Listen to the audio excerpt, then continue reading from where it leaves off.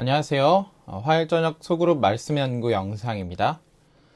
오늘은 지난 시간에 이어서 새로운 소그룹 교재의 내용을 우리 계속해서 연구해 나가보도록 하겠습니다. 오늘은 특별히 소그룹 교재 2장 중세기의 시작과 로마 카톨릭 교회의 성립이라는 제목의 내용을 함께 나누겠습니다. 지난 시간의 연구 내용을 혹시 기억하시나요? 곧 오실 예수님에 대한 소망으로 뜨거운 신앙생활을 해왔던 초대 교회의 성도들이 어떻게 무너졌는지, 그들의 신앙이 어떻게 식었는지 함께 연구했었습니다.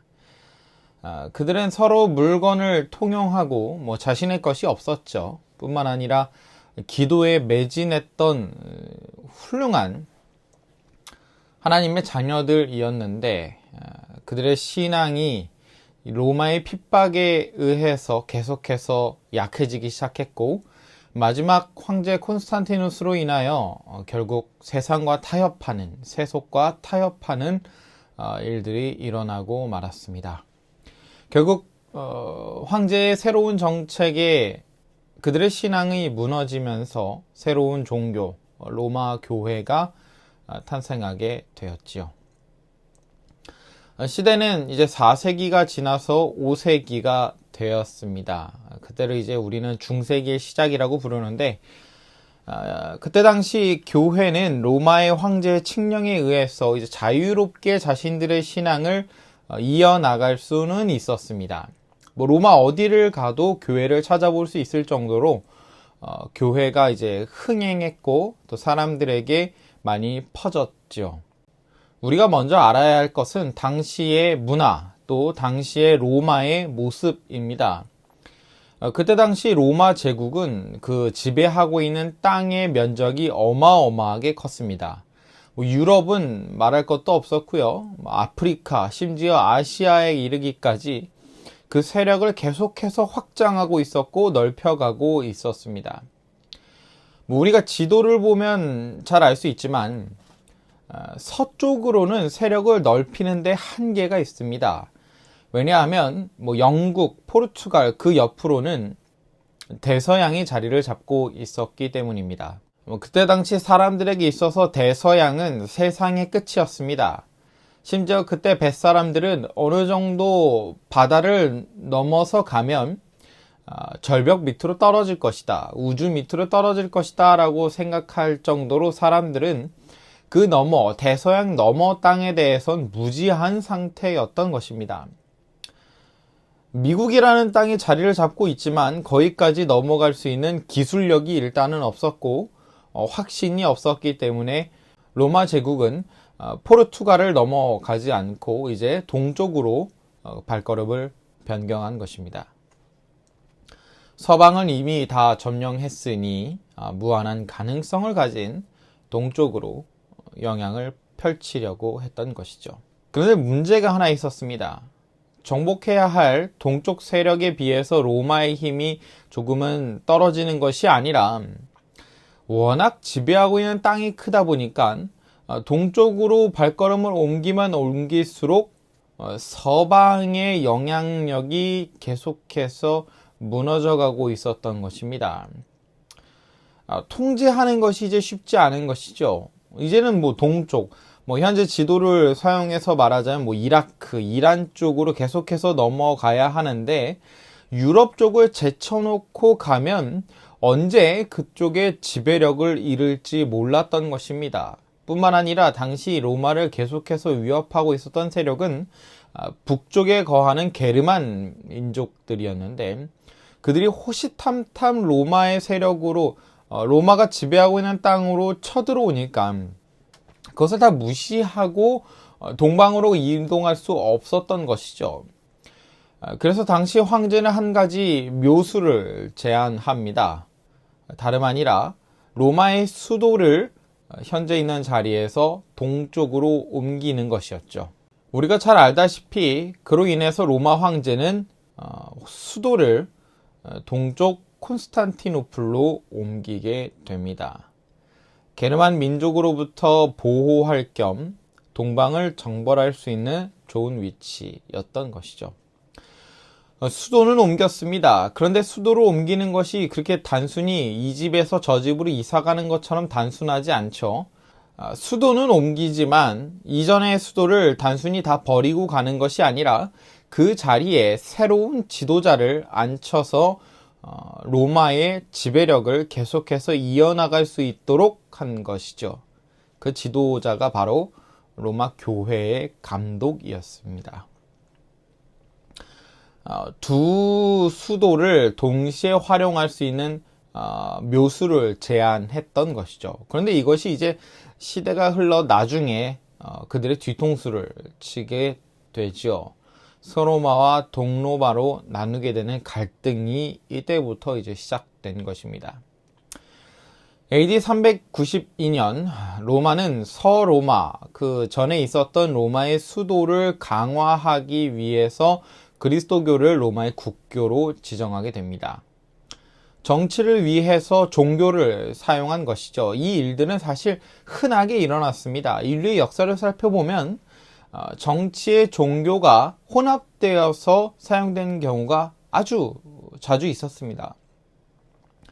황제와 그의 세력은 동로마에 거주하고 있었지만 서로마의 지도자로서 교회의 감독을 그 자리에 앉히고 그 교회의 신앙을 사용해서 종교인들로 하여금 연합하게 만들어서 게르만 민족으로부터 대비할 수 있는 방법을 제안한 것이죠.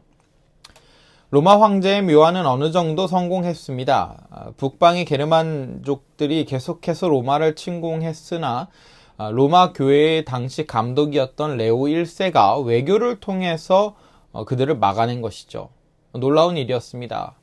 황제는 이를 기쁘게 여겨 AD 451년 로마 교회의 감독에게 아버지라는 의미를 가진 포프, 지금으로 말하자면 교황이라는 이름을 하사하게 됩니다. 로마 교회는 계속해서 이렇게 세력을 키워갔습니다. 서로마의 정권을 쥐고 있었고 사람들은 종교라는 이름 아래 그 로마 교회 밑으로 들어가게 된 것입니다. 시대는 계속해서 흐르죠. 결국 AD 533년 유스티니안 황제는 게르만에게 빼앗겼던 서로마 지역을 되찾기 위해서 교회의 힘을 사용합니다. 결국 헤룰리, 반달, 동고트가 로마 교회에 무릎을 꿇게 되면서 AD 538년 실질적인 로마 교회의 힘이 전 세계에 드러나게 되죠. 처음엔 그저 쉽게 생각했던 서로마의 교회 감독, 이런 표현이 맞을지 모르겠지만 바지 사장으로 세워뒀던 교회 감독이 어느새 로마 황제보다 더 큰 영향력을 끼치는 지도자가 되어버린 것입니다. 로마 황제도 함부로 할 수 없는 존재가 되어버린 것이죠. 바로 종교로만입니다. 신앙심으로 그렇게 된 것입니다.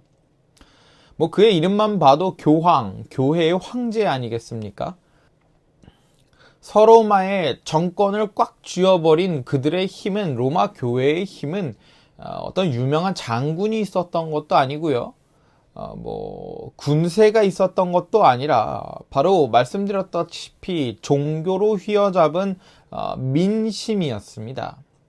로마 교회의 황제는 권력의 최상위까지 오르게 되면서 교회의 법마저 마구잡이로 변경하게 되죠. 그 내용은 이와 같습니다. 예배일을 일요일로 바꿉니다. 죽은 사람을 위한 기도도 인정하게 되죠. 예배가 아니라 미사라는 이름으로 바꿉니다. 결혼하지 않은 성직자 제도를 만들었습니다. 침례가 아니라 세례를 인가하죠. 종교 재판 제도도 만들었고 면죄부를 팔고 연옥 교리를 선포했으며 영혼 불멸 교리까지도 확정하게 됩니다. 심지어는 예수님의 어머니 마리아를 교회의 어머니로 선포하고 마리아에게 기도하는 일까지 일어나게 되지요. 이뿐만이 아닙니다. 정말 셀 수 없이 많은 악행들을 교회의 감독은 교황이라는 이름 아래 이뤄냈고 그 역사를 통해서 우리는 이 사실을 너무도 잘 알고 있습니다. 본인들 스스로 종교 재판이라는 이름을 내걸었고 결국 로마 교회의 법에 맞지 않은 모든 것들을 이단으로서 치부하며 사형하기까지 한 악행들이 역사에 기록되어 있죠. 로마 교회의 사건은 처음에 말씀드렸던 것처럼 흔한 일이었습니다. 역사를 살펴보면 끔찍한 일들은 몇 사람의 사상이 수많은 사람들에게 전파되었을 때 그 사상에 사람들이 휘둘릴 때에 일어났다는 것을 알 수 있습니다. 11세기부터 13세기에 유럽에 일어났던 십자군 전쟁을 기억하시죠? 예루살렘, 그들의 성지를 되찾자는 이름 아래 수많은 사람들이 피를 흘렸습니다. 세계대전을 일으킨 독일의 히틀러는 어땠습니까? 아리아인이 가장 우월하다는 주의로 유대인들을 끔찍하게 살인하는 일들이 일어났습니다. 중동에서 일어나는 테러들도 마찬가지입니다. 이렇게 잘못된 사상이 사람을 괴물로 만드는 것입니다. 특히 종교가 정치와 힘을 합칠 때 그 영향력은 정말 어마어마하다는 것입니다. 왕정시대 국교가 그런 힘들을 발휘했습니다.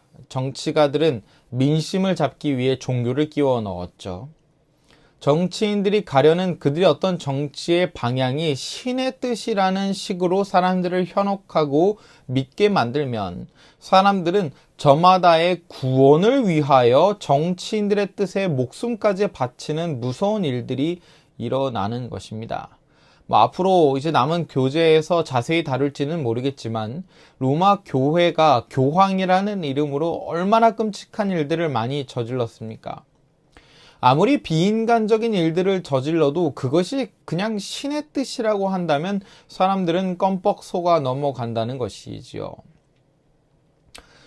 사단이 인간의 역사에서 성경을 지워버리기 위해서, 예수 그리스도를 지워버리기 위해서 그런 노력들을 했던 것입니다. 우리는 계속해서 스스로의 신앙을 점검해 보아야 할 필요가 있습니다. 나는 정말 성경대로 살고 있는가?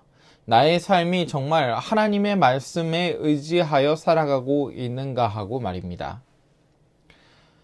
성도 여러분, 소그룹에서 함께 서로의 의견을 나눠보시기 바랍니다. 로마 교회가 당시 일으켰던 영향이 지금 우리 삶에 얼마나 그 영향이 미치고 있는지, 혹시나 지금은 그런 세력들이 없는지, 사단은 어떻게 우리의 신앙을 방해하려고 하는지, 서로의 신앙을 이야기하면서 오직 성경대로 사는 것이 어떤 삶인지 의견을 나누시고 또 그 시간을 통하여 한층 더 저희들의 신앙이 성장하는 시간이 되시길 바랍니다. 감사합니다.